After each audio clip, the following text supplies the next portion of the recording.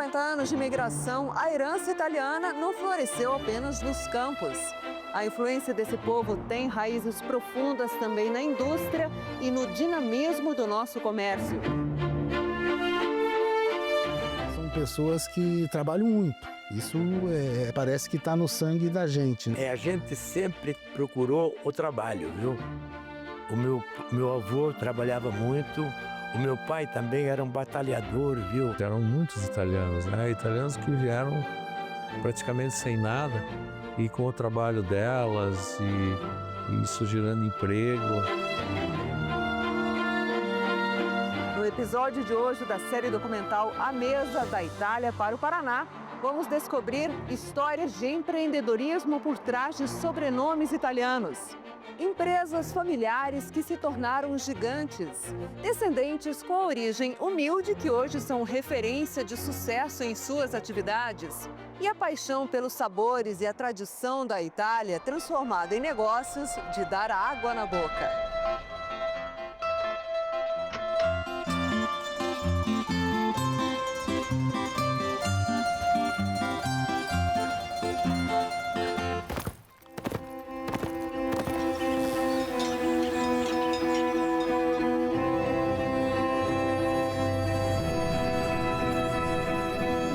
Sou Cibele Michelon.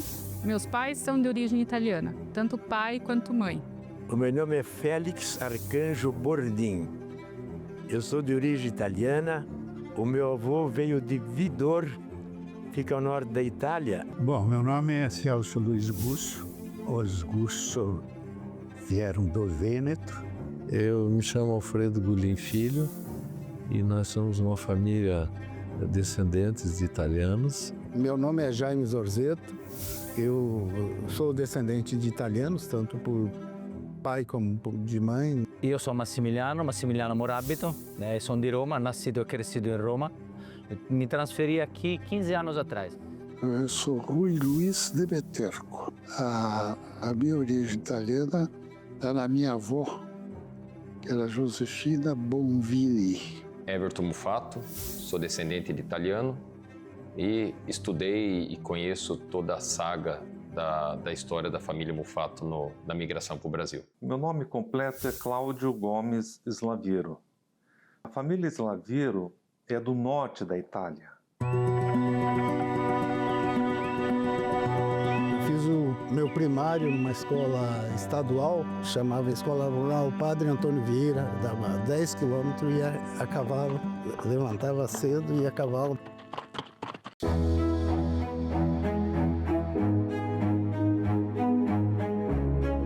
A família migrou para o Brasil no final dos anos 1800, mais especificamente 1892. Meu bisavô, Luigi Mufato, veio para o Brasil na necessidade de achar uma nova oportunidade para subsistência mesmo, sustento da sua família.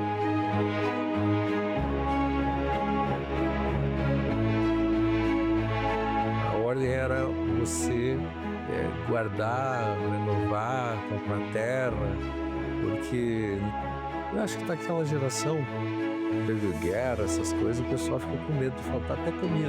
A minha avó nasceu aqui. Ela era Josefina Bonvini. Os italianos diziam Josepina. Então ficou vó Pina. A Josepina casou com Pedro de Meterco. Era empregado de um português chamado Fortunato Paiva. Saímos de Passo Fundo de trem em 1952. Viemos para Ponta Grossa. Ponta Grossa, pegamos um novo trem para Maringá. Aí meu pai arrumou um emprego para mim em Maringá, numa empresa que distribuía banha na época. De tempo não tinha azeite, era banha mesmo. Meu avô, Fioravante, ele, aos 17 anos, ele saiu da casa dos pais, que moravam aqui no bairro do Portão. Com 17 anos, ele foi para Santa Catarina trabalhar no Vale do Rio do Peixe, onde estava sendo construída a estrada de ferro São Paulo-Rio Grande do Sul. Uma visão, né, tino comercial, talvez que ele tivesse, como tantas outras famílias tiveram, o estado do Paraná só podia desenvolver você abrindo estradas, abrindo lavouras. Acabando esse ciclo dele, que ele não encerrou completamente, ele mudou-se novamente para a cidade de Imbituva, daí aqui perto de Irati, na fazenda da família Zagonel. E casou-se com a minha avó, Maria Margarida Zagonel Slaviero, que era a minha avó Rita. Existia uma dificuldade muito grande de leite. Então eles compraram uma vaca, depois a segunda vaca, e foi indo. Eles montaram uma leiteria. E com essa leiteria que se fez alguma coisa, algum patrimônio, alguma coisa.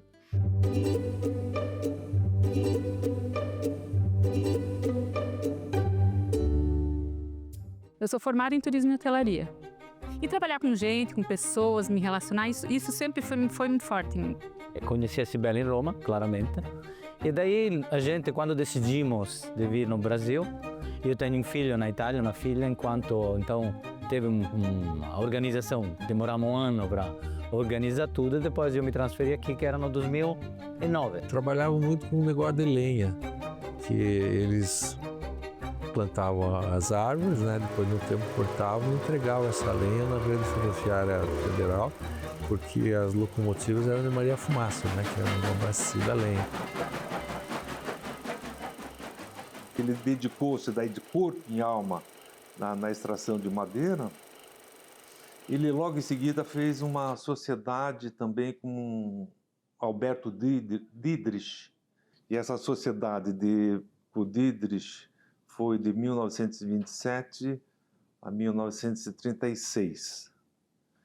E ele, em 1937, daí desfizeram a sociedade em 1936, ele em 1937, ele sozinho, por conta própria, ele formou a F. Slaviero Madeiras, que daí era somente dele. O português não via futuro no negócio na mão dos filhos. Ele disse para o meu avô: eu vou vender. Você não quer comprar, meu avô? Eu não tenho condições de comprar. Ele disse: não, eu te faço em 15 anos. Ele disse: então eu compro. O meu pai e minha mãe inventaram, então, de fazer um restaurante que se chamava o Risoto do Xaxim. Isso em 1954. Meu pai foi convidado para tomar conta da colonização de Palotina. Aí meu pai começou a colonização aí, derrubando mato e tal, e trouxe uns padres de Santa Maria do Rio Grande do Sul da congregação dos Palotinos, padre vigário. Aí o meu pai vendeu uma chácara para os padres palotinos para montarem um seminário de padres lá.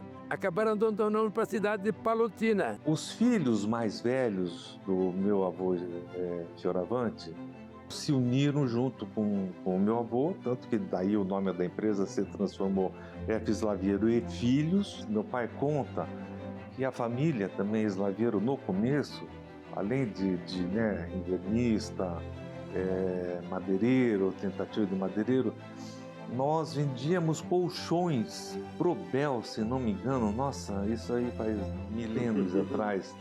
Eles saíam para vender de porta em porta para os colonos colchões. E eles perceberam que com o desenvolvimento e a extração de madeira se necessitava de veículos mais pesados, tipo caminhões. E o que eles começaram a fazer?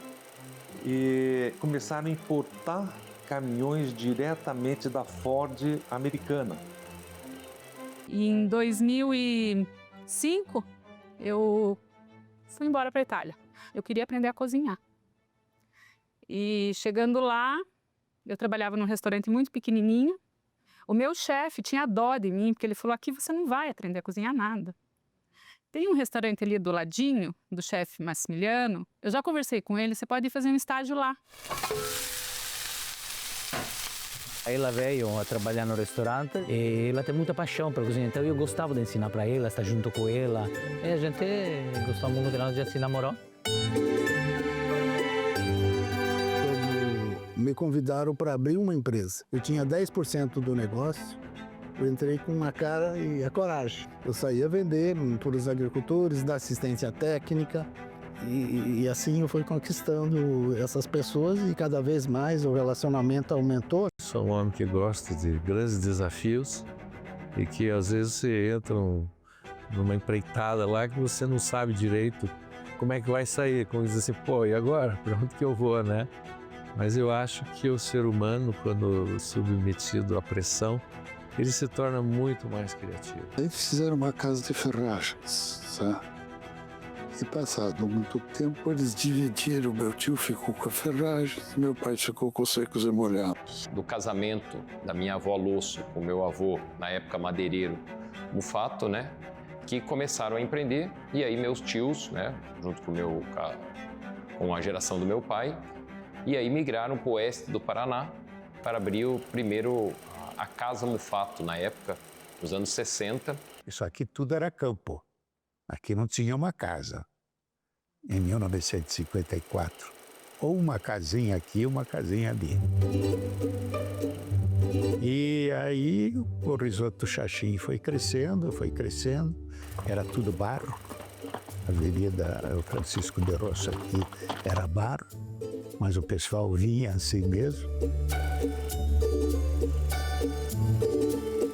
E o pessoal encalhava, depois saía a pé e ia até lá, jantava, tomava vinho e depois dava um jeito de voltar. Daí eu tinha um irmão que morava em Foz do Iguaçu e trabalhava com exportação para a Argentina de pinho cerrado. Aí ele me convidou para entrar de sócio com ele em Foz do Iguaçu. Fizemos várias empresas em Foz do Iguaçu. O cara tem que sair daquele sufoco, então se ele está de paz, tranquilo, ele não se mexe.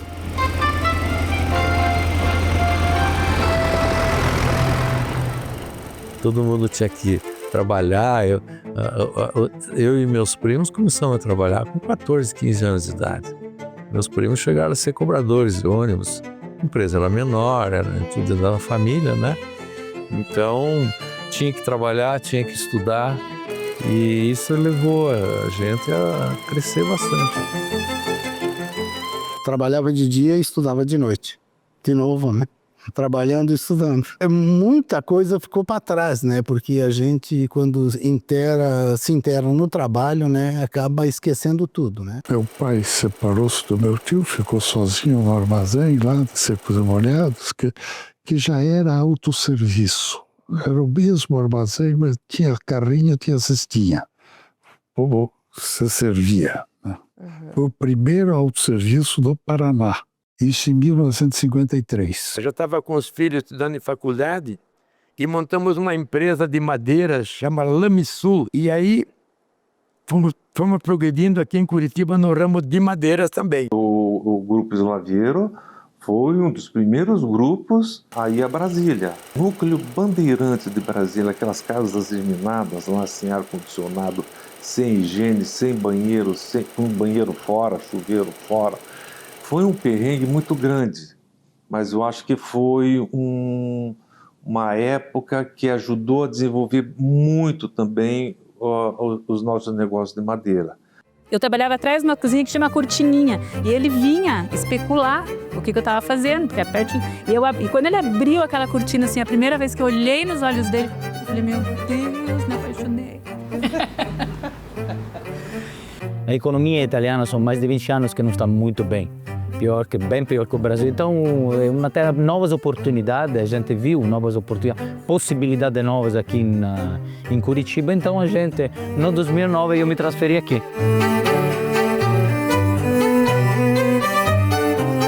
Havia outros grupos empresariais fortes também, todos da região de Irati. A família Gomes, como te falei, que também é do lado da minha mãe, né? A família Daligrave Madeiras, o Daligrave Moreira, com o Virgílio Moreira, pai do atual conselheiro nosso, que foi presidente da Academia Paranaense de Letras. A família Zarpelon, todas de Irati.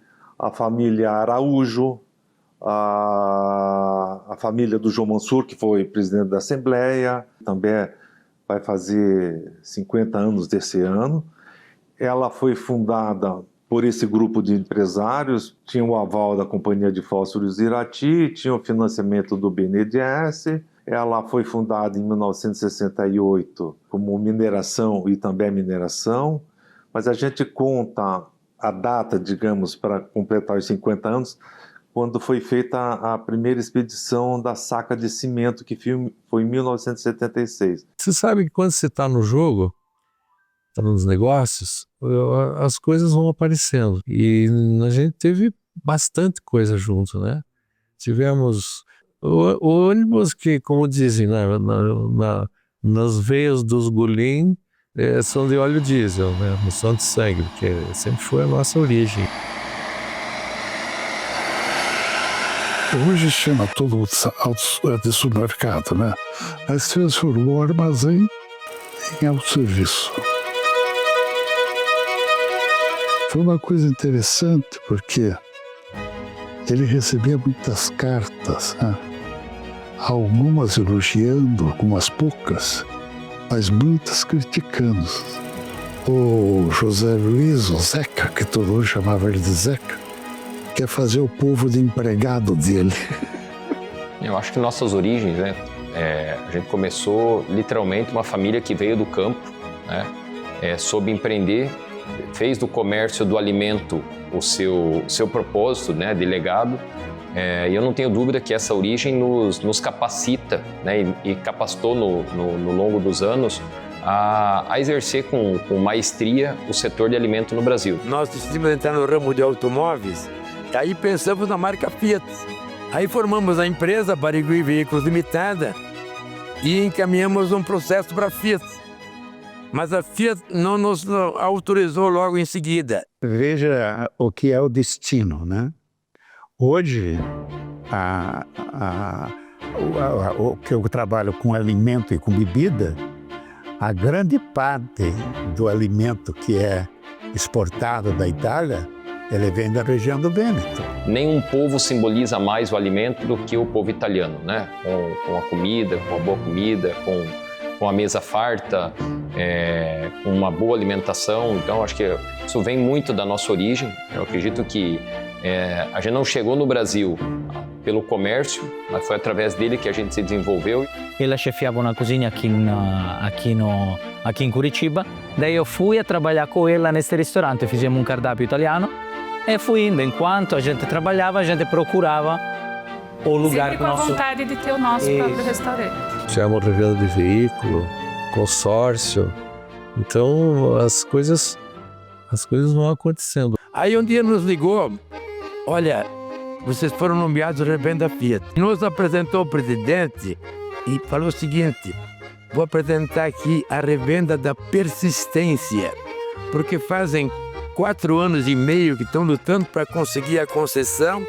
O meu irmão mais velho, Carlinhos, o Carlos Cus, ele acabou vendo uma empresa em Araucária que precisava de alimento para os funcionários.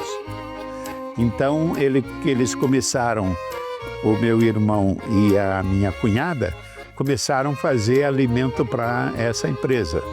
Então, tinha um Fusca e uma carrinhozinho atrás, um reboque. Eles botavam a comida ali, faziam na original, botavam a comida ali, em marmitex lá, e levavam para alimentar os funcionários. Daquilo ali nasceu a Risotolândia. O armazém de Eterco virou Mercadorama.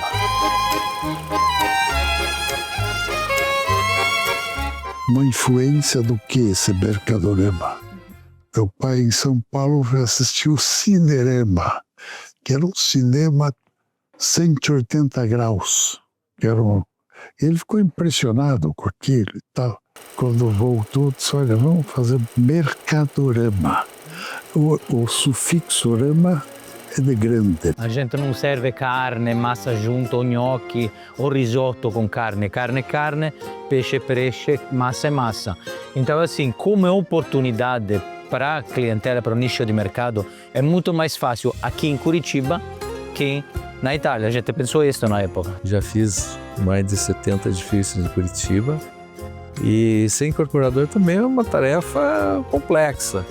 Que é bem isso mesmo, você entra no negócio e de repente você não sabe como sai, mas as coisas vão acontecendo e eu acho assim que existe uma energia que se cria quando você vai atrás das coisas. Mas nós fomos muito felizes, viu? Porque os negócios que nós entramos conseguimos evoluir e deu muito certo, viu?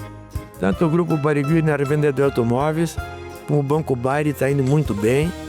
Então, estou muito feliz. Então, a gente importa o produto diretamente para o cliente, para reduzir custos. Essa foi uma coisa que eu criei há muitos anos atrás.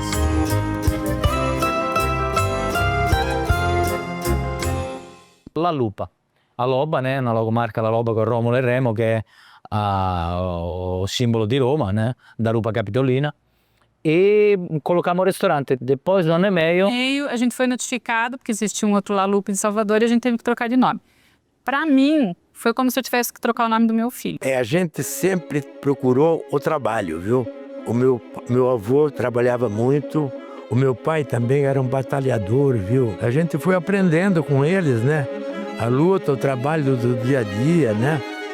E com isso que a gente foi evoluindo nos negócios, viu? Progredindo, procurando fazer novos negócios, gerando empregos também. A gente aprendeu com nossos antepassados que o melhor projeto social que pode existir é a geração de oportunidade de renda e de emprego para a nossa gente. Então, é um papel social que a gente tem muito orgulho em poder desenvolver pessoas, desenvolver oportunidade e desenvolver riqueza para o nosso estado. Isso está no sangue da gente, de sempre trabalhar em prol do desenvolvimento próprio e da comunidade também, por que não? Nós temos funcionários com 50 anos de casa, que desde a fundação está trabalhando conosco, outros com 40 e tantos, outros com 30 e tantos. Eu acho que você saber que uma meia dúzia, no mínimo, tem mais de 40 anos que trabalham conosco e são felizes, eu acho que isso daí é uma coisa tão boa para a gente guardar que até emociona, sabe? Eu acho assim que esse trabalho de 3 para 4 gerações que toda a família fez é muito sério, muito cumprindo todas as boas maneiras, os pagamentos. Isso dá um crédito para a gente gigantesco. Então, a gente vai na cidade, quando falam da família da gente, sempre fala que é uma família trabalhadora, uma família séria, e isso abre muitas portas. para nós italianos, para mim, a família é o que me mantém no chão. Eu, todo dia, para mim, a motivação para fazer o que faço é a família. É o filho, a esposa, o restaurante, que também faz parte da nossa vida. Estou com 87 anos, indo para 88. A minha neta colocou no bolo do aniversário rumo aos 100 anos. E eu ainda estou aqui na empresa, lutando com os imóveis e trabalhando, lutando no dia a dia. Muitos deles não voltaram a ver os parentes lá atrás, né? Abriram mão do conforto, do seio da sua família, para tomar um risco pela subsistência e por acreditar no novo, né? Na prosperidade. Então, nada mais justo que nós estarmos honrando todo esse legado. Nos sentimos honrados de termos dado uma certa colaboração, junto com tantos outros italianos, ucranianos, japoneses. Eu acho que a gente deu a nossa contribuição aqui e esperamos continuar dando a nossa contribuição. Está no sangue a vontade sempre de querer fazer as coisas novas, né? Eu, um dia desse, estava conversando na sala de um cliente, estavam falando lá na morte, porque quem tem medo da morte, etc, etc. Eu disse, eu não tenho medo da morte, eu tenho medo de um dia parar de trabalhar.